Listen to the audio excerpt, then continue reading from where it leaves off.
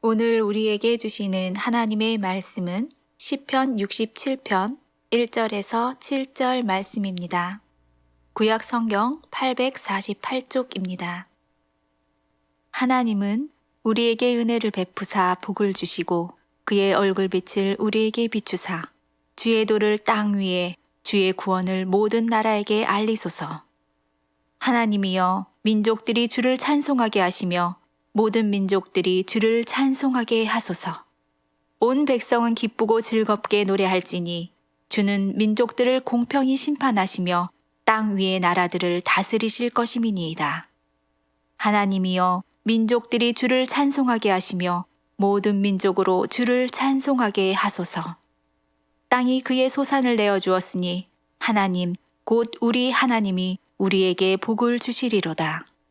하나님이 우리에게 복을 주시리니 땅의 모든 끝이 하나님을 경외하리로다. 아멘. 충분히 우리 교회가 선교 주일로 또 선교 부흥회로 이 땅 가운데 존재할 이유가 되고, 또한 여전히 하나님 앞에 이 땅에 꿈꾸는 교회가 존재할 분명한 세워주신 목적이 있다고 생각합니다. 그렇게 생각하십니까? 저도 꿈꾸는 교회로 온 지가 올해가 4년째가 되어집니다. 선교사님들 후원하고 계시는 분들 이렇게 얼굴을 보는 게 처음입니다.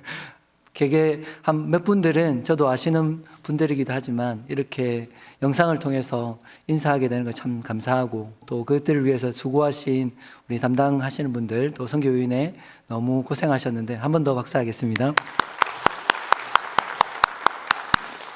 오늘 메시지를 전하면서 설교의 제목을 한번 인사하겠습니다. 선교는 하나님의 마음입니다.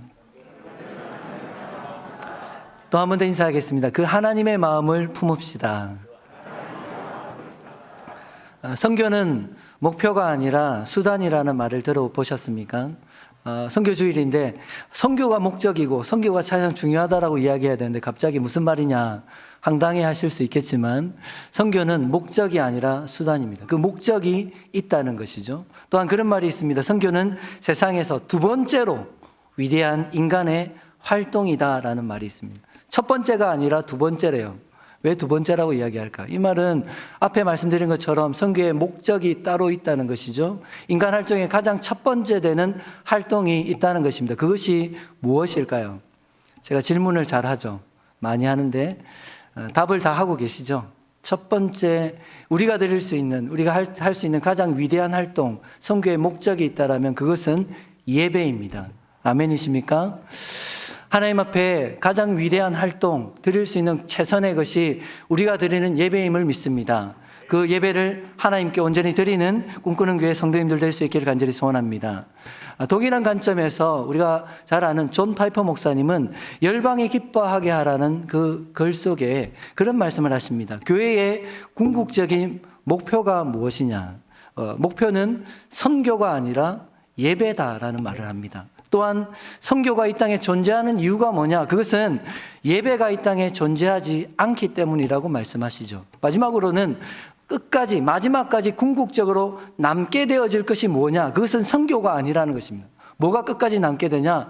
예배가 이 땅 가운데서 또한 영원히 남게 되어질 것은 예배다라고 이야기합니다. 청년 때에 이 말씀을 듣고 저는 충격을 받았습니다. 또한 감격했습니다.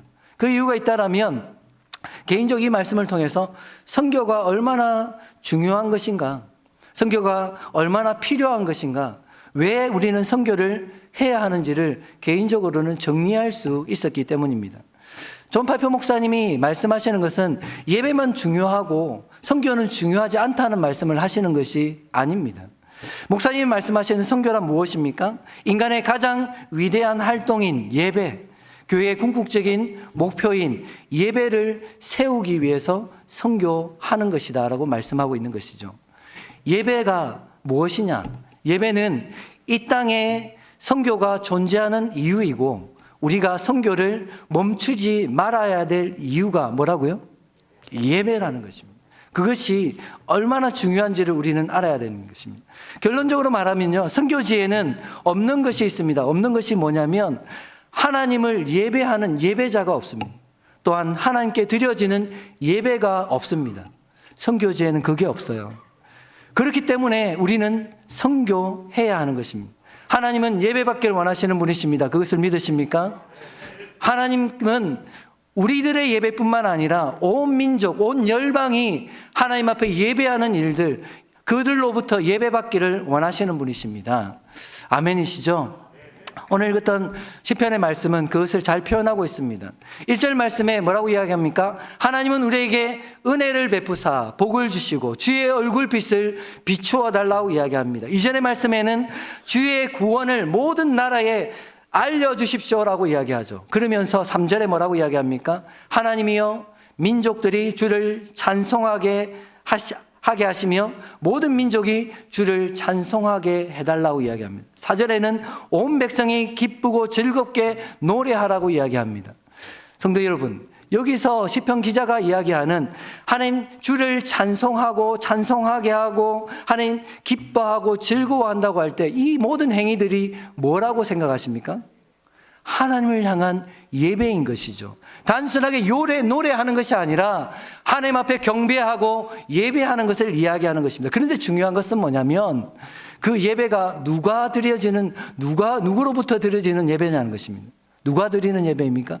이스라엘 백성들이 드리는 예배입니까? 이스라엘 백성들만 드리는 예배입니까? 아니라는 거예요. 뭐라고 말씀하죠? 모든 민족이, 모든 나라가 하나님 앞에 예배하고 하나님을 찬송하고 그분을 기뻐하는 그 일들을 하나님이 소원하시고 그 일들을 계획하고 계신다는 것입니다. 아멘이십니까? 하나님은 우리의 예배만을 받기 원하시는 것이 아니라 하나님이 여전히 하나님을 떠나 있는, 하나님을 대적하는 하나님이 원수된 자들, 하나님이 죽어 있는 그들까지도 살려서 하나님이 예배하는 일들을 예배 받기를 원하시는 것을 기억하실 수 있게 간절히 소원합니다. 이사야 42장 8절 말씀 가운데 나는 여호와니 이는 내 이름이라 나는 내 영광을 다른 자에게 내 찬송을 우상에게 주지 않을 것이라 선포하십니다. 하나님은 하나님 받으셔야 될 그 영광을 다른 누구에게, 그 우상에게 주는 것을 허락하지 않으십니다. 하나님 받으셔야 될 찬송과 그 예배를 다른 우상에게 돌리는 것을 허락하지 않으시는 것입니다. 하나님의 마음, 하나님의 뜻이 무엇입니까? 그것은 모든 열방이, 모든 민족이 하나님을 예배하는 것, 그것이 하나님의 소원이고 하나님의 마음인 것입니다. 그런 관점에서 선교사는 예배의 마중물이다 이렇게 정의할 수 있습니다. 여러분, 마중물이 뭔지 아시죠? 지금은 좀 보기 힘들지만 어릴 때 자라가실 때 동네마다 이런 펌프들이 있었어요. 물을 퍼내는 펌프. 요즘은 펌프가 워낙 좋아서 그냥 맹 돌리면 물이 올라오지만 예전에 이 물을 퍼기 위해서 뭐가 필요하죠?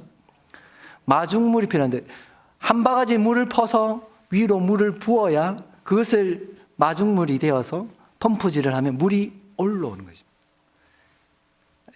알고 계시죠? 네네. 저도 어릴 때 동네에 펌프가 있었어요.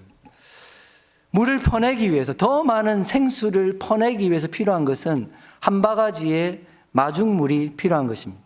저는 선교사를 그 예배의 마중물이라고 정의하고 싶습니다.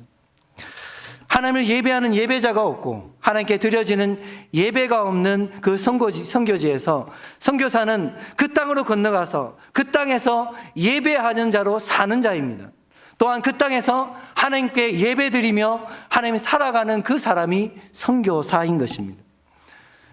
그 선교사를 하나님 어떻게 사용하십니까? 하나님은 그 예배의 마중물인 선교사를 사용하여 그 땅에 생수가 강물처럼 흘러 넘치게 하는, 생명으로 풍성하게 하는, 충만하게 하는 역사를 이루어가는 분이시죠.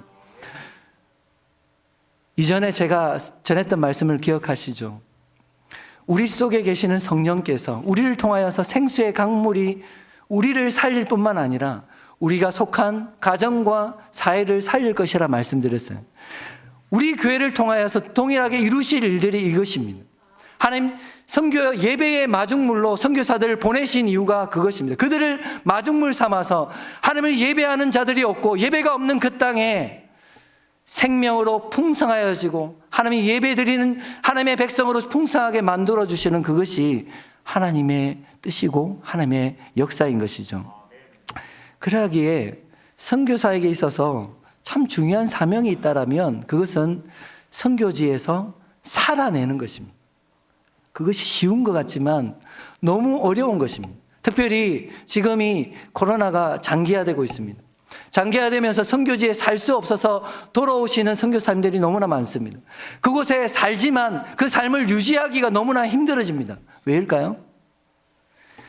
그 선교지에서의 삶을 살아가도록 후원하던 교회들이 더 이상 후원하지 않고 관심을 끊어버리기 때문에, 기도하지 않기 때문에, 기도의 동력들을 멈춰버리기 때문입니다. 왜 그럴까요? 한국 교회는 특별히 하나님 선교하면 선교의 결과물들을 너무나 중요하게 생각합니다.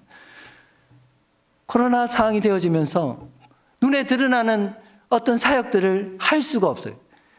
이전에는 사람들을 모아서 교회를 세우고 북적지근한 뭐는 행사를 했지만 지금은 그렇게 할 수 없어요. 선교사님들에게 지금의 가장 중요한 것은 뭐냐면 그 땅 가운데서 하나님의 예배자로 예배하며 살아내는 것이 너무나 중요한 것입니다. 우리가 감당해야 될 일이 무엇입니까? 꿈꾸는 교회가, 하나님의 백성들, 이 땅 가운데 살아가는 우리들이 감당해야 될 일들이 무엇입니까? 그들이 하나님 그 땅 가운데 여전히 하나님을 예배하는 예배자로 그 삶을 살아내도록, 그 삶을 감당하도록 우리가 기도하고 물질로 후원하는 일들을 우리가 해야 되는 것입니다. 아멘이십니까? 결과물이 없음으로 인해서 멈춰버리는 것이 아니라 그 땅 가운데 여전히 하나님 예배자를 찾으시는 그 하나님 앞에 그들이 그 삶을 살아갈 수 있도록 우리가 기도해야 하는 것이고 물질로 후원해야 하는 것이지요. 그 일들을 끝까지 감당할 수 있는 우리 교회가 될 수 있길 간절히 소원합니다. 한때 페이스 미션, 믿음으로 공격적인 선교를 실행하는 선교 단체들이 많이 있었습니다. 단기 사역으로 들어가서 영적 전쟁을 선포하고 그 땅 가운데 그 무슬림의 예배처나 가서 예배하고 찬송하고 선포하고 빠져버리는, 참 좋습니다. 영적 전쟁을 선포하는 것 너무 중요합니다. 그런데 고스란히 그렇게 선포하고 나와버리면 그 다음에 짐들을 누가 질까요? 그 땅에 10년, 20년 그 땅의 삶을 살았던 하나님 오래된 선교사님들은 그 뒤처리를 하느라 감당을 못하는 거예요. 더 나아가서는 그 땅의 삶을 더 이상 살지 못해서 쫓겨날 수밖에 없는 그런 일들이 생겨지는 그런 많은 경우를 보았습니다. 예배는 결국 그 땅 가운데 삶을 살아낼 때에 하나님 이루어지는 것입니다. 또한 살아가는 그 삶을 통해서 하나님 구원의 역사가 이루어지는 것입니다. 근대 선교의 아버지였던 윌리엄 캐리는 선교를 정의하면서 그렇게 정의합니다. 함께 한번 읽어보겠습니다. 같이 있습니다. 시작.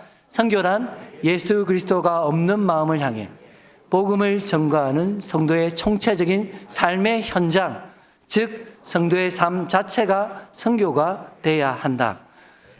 윌리엄 캐리 선교사님이 무엇을 이야기합니까? 예수 그리스도가 없는 마음을 향해서 복음을 전가하는 성도의 총체적인 삶, 그 삶의 현장이 선교라는 것이죠. 성도의 삶 자체가 선교가 되어져야 한다라고 이야기하는 것입니다. 그 삶을 누가 살아야 되는 것입니까? 선교사님들만 사는 것입니까? 아니에요. 저와 여러분들이 그 삶을 살아야 하는 줄 믿습니다.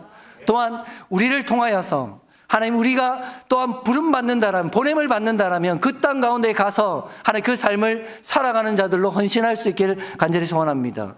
하나님 마음을 가진 자가 선교하는 것입니다. 하나님의 그 사랑을 경험한 자가 선교를 감당하는 것입니다. 누가 선교사입니까? 누가 선교사냐는 것이죠. 누가 선교사입니까? 하나님의 그 사랑에 사로잡혀서 하나님의 그 사랑을 전하는 삶을 살아가는 그 사람이 선교사인 것입니다. 하나님, 그렇게 하나님의 사랑을 고백하고 하나님 그 땅 가운데 예배하는 그 사람이 선교사인 것입니다. 하나님의 그 마음을 품고 하나님 그 마음으로 살아가는 그 사람이 선교사인 것입니다. 오늘 성경 말씀에 하나님이여 민족들이 주를 찬송하게 하시며 모든 민족으로 주를 찬송하게 하소서, 이것이 하나님의 소원입니다.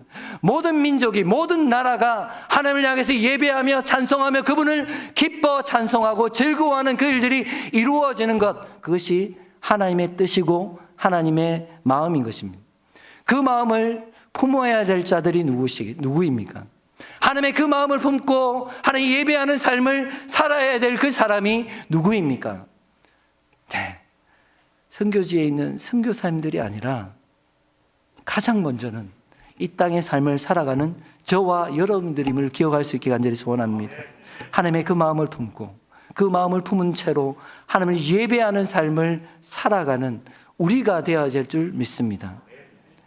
특별히 우리 자신 그리고 이 땅 가운데 세워주신 꿈꾸는 교회가 예배의 마중물이 되어져서 우리의 삶이 하나님께 드려지는 예배의 마중물, 꿈꾸는 교회의 모든 사역들이 하나님께 드려지는 하나님 예배의 마중물이 되어져서 이 땅을 하나님 회복케 하고 생수로 충만케 하는 그 은혜들이 일어나길 간절히 소원합니다. 또한 우리가 기도하고 구원하는 선교지와 하나님 기관들과 선교사님의 삶들 속에 그들이 하나님 그곳에 예배의 마중물로 드려짐을 통하여서 하나님의 구원의 놀라운 역사와 생명의 역사가 일어나는 것을 함께 보며 하나님께 영광 돌리는 그 일들이 더 충만해지기를 간절히 소원합니다.